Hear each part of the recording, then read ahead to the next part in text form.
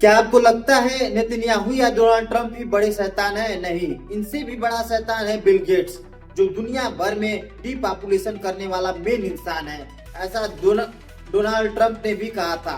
Bill Gates का एक project है जिसे जियो इंजीनियरिंग कहा जाता है। सिंपल भाषा में इसे जियो इंजीनियरिंग का मतलब है मौसम को अपने हिसाब से कंट्रोल करना। और इस प्रोजेक्ट का मकसद है दुनिया भर का टेम्परेचर कम करना। अब इसके लिए दुनिया भर में काम शुरू हो चुका है।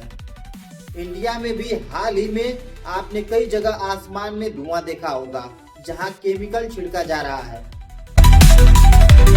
ऐसा सिर्फ इंडिया में नहीं बल्कि इंग्लैंड, अमेरिका और कई देशों में हो रहा है।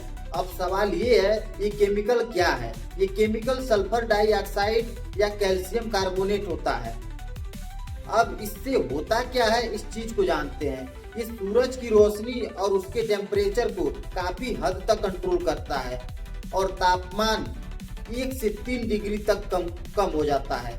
इस प्रोजेक्ट को कहते हैं SRM यानी सोलर रेडिएशन मैनेजमेंट।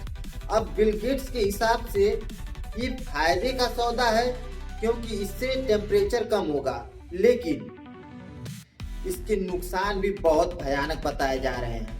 सबसे बड़ा नुकसान, अगर आप मौसम को अपने हिसाब से कंट्रोल करोगे तो दुनिया में आफत आ सकती है। हाल ही में उड़ीसा में खौफनाक तूफान देखा गया जिसमें लोगों की मौत भी हुई। भारी बारिश से फसलें बर्बाद हो गई, किसानों को भारी नुकसान हुआ। अब इतना ही नहीं, न्यूरोलॉजिस्ट के मुताबिक इस प्रक्रिया से अल्जाइमर और पार्किंसन जैसी बीमारियां भी हो सकती हैं।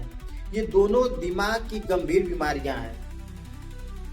एक में इंसान की याददाश्त खत्म हो जाती है और दूसरी में शरीर की मूवमेंट धीमी हो जाती है। चलने फिरने में बहुत दिक्कत होती है। इसके अलावा स्किन की बीमारियों का खतरा भी बताया जा रहा है। दोस्तों, कहा जा रहा है कि ये प्रोजेक्ट दरअसल डिपॉपुलेशन के लिए है, यानी लोग बीमार होंगे, मौतें बढ़ेंगी और जनसंख्या कम होगी। लेकिन असल सच्चाई क्या है, इस चीज को समझिए। ये आने वाला समय ही बताएगा इस प्रोजेक्ट का दुनिया पर क्या असर पड़ेगा। राम राम सभी भाइयों को जय।